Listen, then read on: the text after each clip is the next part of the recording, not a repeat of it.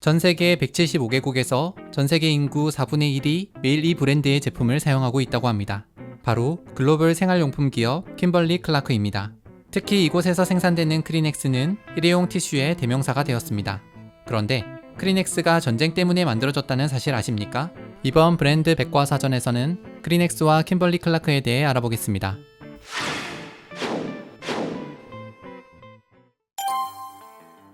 1872년 미국 위스콘신주 니나에 제지 공장 하나가 세워집니다.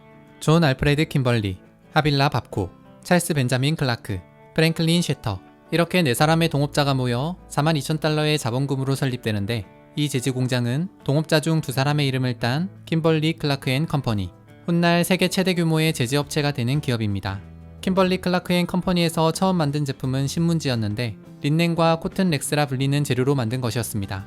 다행히 사업은 안정적으로 확장되어 갔고 1878년 킴벌리 클라크 앤 컴퍼니는 근처에 있던 아틀라스 제지 공장의 최대 주주가 되면서 마닐라 페이퍼라고 부르는 포장지 종이 사업도 시작하게 됩니다. 마닐라 페이퍼는 다른 종이보다 정제 과정이 적어서 저렴한 종이인데 크라프트지와 비슷하게 생긴 이 종이는 처음 개발되었을 때 마닐라 대마를 원료로 만들어서 마닐라 페이퍼라는 이름을 갖게 되었다고 합니다. 새롭게 시작한 사업 역시 성공적으로 운영되면서 회사는 별탈 없이 잘 굴러갔습니다. 이후 1880년 창업자 중 한 명인 존 알프레드 킴벌리가 회사 사장이 되면서 회사의 이름은 킴벌리 클라크 앤 컴퍼니에서 킴벌리 앤 클라크로 변경되었습니다. 그러던 1888년 아틀라스 제지 공장에 불이 나면서 회사는 큰 피해를 입게 됩니다. 당시 사장이던 킴벌리를 비롯한 회사의 전 직원은 회사의 복구를 위해 5개월에 걸쳐 열심히 노력했는데 그 결과 공장을 좀 더 큰 규모로 재건할 수 있었다고 합니다. 초기에 킴벌리 앤 클라크는 한 번에 큰 불이 난 것을 제외하고는 큰 문제 없이 운영되었습니다.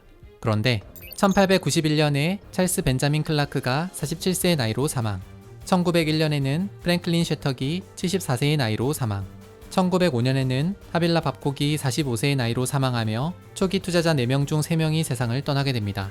그리고 2년 뒤인 1907년 사장이던 존 킴벌리가 회사에서 물러나면서 초기 투자자들의 시대는 완전히 끝이 납니다. 그리고 프랭크 제이콥 센센브레너가 회사 경영권을 맡아 운영을 시작했으며 회사의 이름은 지금의 킴벌리 클라크 코퍼레이션으로 변경됩니다. 1914년 6월 28일 오스트리아의 프란츠 페르디난트 대공이 보스니아 헤르체고비나의 수도 사라예보를 방문했다가 암살당하게 됩니다.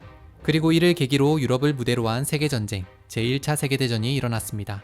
전쟁은 거의 모든 것을 파괴했습니다. 특히 제1차 세계대전은 악명 높은 참호전으로 유명한데 기관총을 난사하는 상대편 참호를 향해 대규모 병력들이 돌격하는 미친 전투 방식이었습니다. 때문에 수많은 사상자들이 발생했고 붕대, 솜, 거즈 등 치료를 위해 필요한 도구들이 턱없이 부족하게 됩니다. 이 말은 만약 어느 기업이 면 소재의 대체품을 개발하게 된다면 엄청난 수익을 얻게 된다는 것을 의미했습니다. 킴벌리 클라크 역시 면 소재의 대체품 개발을 시작했고 결국 1917년 소량의 솜과 나무의 펄프 섬유소를 이용하여 셀루코튼이라는 새로운 소재를 개발하는 데 성공하게 됩니다. 셀루코튼은 솜과 마찬가지로 흡수력이 강했는데 제1차 세계대전 동안 엄청난 양이 생산되어 전쟁 의료용품으로 사용되었습니다. 심지어 전투 중에는 방독면 필터로 활용되기까지 했습니다. 1918년 제1차 세계대전이 끝이 나면서 그렇게 인기 있던 셀루코튼도 갈 길을 잃어버렸습니다. 문제는 이미 생산되어 있는 셀루코튼 재고가 엄청났으며 기껏 개발한 셀루코튼 자체를 그냥 사장시키기도 아까웠던 겁니다. 그래서 킴벌리 클라크는 셀루코튼을 군용이 아닌 민간인용 제품으로 활용할 아이디어를 모색했습니다. 그러다 괜찮은 아이디어 하나가 떠올랐습니다. 제1차 세계대전에 참전했던 여성 간호사들은 생리 주기가 되면 셀루코튼을 생리대로 사용했던 겁니다. 그래서 1920년 킴벌리 클라크는 셀루코튼을 가공한 여성용 생리대 제품 코텍스를 출시했습니다. 이후 코텍스는 여성 잡지 굿 하우스키핑과 레이디스 홈 저널을 비롯해 여러 신문을 통해 광고되면서 차츰 알려지기 시작했습니다. 한편 당시 여성들은 화장을 지우기 위해 손수건을 사용했습니다. 킴벌리 클라크는 빨아 써야 하는 손수건을 대체할 일회용 손수건을 만든다면 분명 잘 팔릴 것이라고 생각했습니다. 그렇게 셀루코튼을 종이장처럼 아주 얇게 제작한 제품이 개발됩니다. 이후 제품의 이름을 고민하던 킴벌리 클라크는 최초의 민간 제품인 코텍스에서 K와 EX를, 닦는다는 뜻의 클렌징에서 LEAN을 가져온 뒤 A를 E로 바꾼 단어인 크리넥스를 만들었습니다. 그렇게 1924년 킴벌리 클라크는 크리넥스 손수건을 출시했습니다. 크리넥스 손수건의 타겟은 중산층 여성이었습니다. 그래서 할리우드와 브로드웨이의 스타들을 활용하여 화장을 지우는 광고를 하며 적극적으로 마케팅했습니다. 하지만 편리할 것 같았던 크리넥스 일회용 손수건은 생각보다 인기를 얻지 못했습니다. 손수건을 빨아 쓰는 것에 익숙했던 여성들이 좀처럼 습관을 바꾸지 않았던 겁니다. 한편 일부의 고객들은 편지를 통해 크리넥스 일회용 손수건의 사용 후기를 보내왔는데 그 중에는 코를 풀기 위해 사용한다는 내용이 많이 있었습니다. 이에 흥미를 느낀 kimberly clark는 1926년 신문을 통해 한 테스트를 진행했습니다. 크리넥스 일회용 손수건이 화장을 지우는데 더 많이 사용하는지 아니면 코를 푸는데 더 많이 사용하는지 말입니다. 그런데 응답자의 60% 이상이 코를 풀기 위해 크리넥스 일회용 손수건을 사용했고 40%가 냅킨이나 화장지용으로 사용했던 겁니다. 크리넥스 일회용 손수건은 주로 얼굴에 사용했기 때문에 페이셜 티슈라고도 불렀습니다. 이후 1928년 제품을 좀 더 편리하게 만들기 위해 연구한 kimberly clark는 한 장씩 뽑아 쓰는 크리넥스 티슈 상자를 개발했습니다. 덕분에 코를 풀기 위해서 손쉽게 티슈를 뽑아 쓸 수 있었습니다. 또한 1932년에는 크리넥스 포켓팩을 출시하여 휴대성을 더욱 높였습니다. 그러던 1933년 kimberly clark는 코를 푸는데 더 많이 사용하는 크리넥스 티슈의 마케팅을 고민하던 중 한 슬로건을 생각해냈습니다. 바로 주머니 속에 감기를 넣고 다니지 마시오였습니다. 당시 여전히 손수건을 들고 다니던 사람들은 손수건으로 코를 풀고 나서 다시 주머니 속에 넣고 다니다 콧물이 나오면 또다시 그 손수건으로 코를 풀었던 겁니다. 이렇게 되면 비말로 옮겨지는 감기 바이러스가 손수건에 묻어있는 채 사용하는 것이었습니다. 크리넥스 티슈의 새로운 슬로건이 광고되자 문제의 심각성을 인지한 사람들은 마음을 돌리기 시작했습니다. 크리넥스 티슈의 판매량이 2배로 급증했던 겁니다. 1944년 kimberly clark는 새로운 광고 방법을 도입했습니다.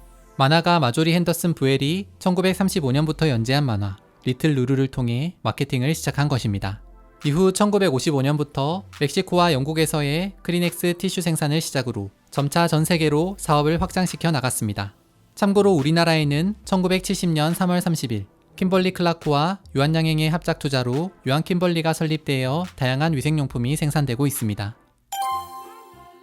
1837년에 설립되어 다양한 생활용품을 제조해온 미국의 플록터 앤드 갬블이란 기업이 있었습니다. 이곳에는 빅터 밀스라는 연구원이 있었는데 그는 갓 태어난 손자의 천 기저귀를 갈아주는 것을 아주 귀찮아했습니다. 아기가 응가를 하고 나면 다른 천 기저귀로 간 뒤 응가 묻은 천 기저귀는 다시 깨끗하게 빨아서 사용해야 했기 때문입니다. 그래서 한번 사용하고 버릴 수 있는 일회용 기저귀를 만들기 위해 P&G의 다른 연구원들과 함께 연구한 결과 1961년에 종이 기저귀를 개발하는 데 성공했습니다. 이것이 바로 최초의 일회용 종이 기저귀 팸퍼스입니다. 초기의 팸퍼스는 아기에게 채우기 위해 핀을 사용했습니다. 그렇게 일회용 종이 기저귀 시장이 점차 활성화되자 1968년 kimberly clark는 기저귀 사업에 도전장을 내밀었습니다. 팸퍼스와 차별점을 두기 위해 고민하던 kimberly clark는 핀으로 고정하는 대신 접착식 테이프로 고정할 수 있도록 디자인했습니다. 그렇게 탄생한 기저귀 브랜드가 바로 킴비스입니다. 킴비스의 접착식 테이프 아이디어는 굉장히 편리했기 때문에 기저귀 기술 발전에 큰 기여를 했습니다. 하지만 1970년이 되면서 팸퍼스 역시 접착식 테이프 방식으로 바꾸면서 킴비스는 완전히 밀리게 되었습니다. kimberly clark는 비록 킴비스는 실패했지만 기저귀 사업을 포기하지 않았습니다. 그리고 1978년 기저귀를 착용했을 때 아기 다리가 편안하게 하기 위해 신축성이 있는 기술을 도입하면서 하기스라는 새로운 브랜드를 런칭했습니다. 이후 하기스와 팸퍼스는 지금까지도 계속해서 아기용품 시장에서 경쟁을 이어오고 있다고 합니다. 이상 크리넥스와 하기스 그리고 kimberly clark에 대해 알아봤습니다.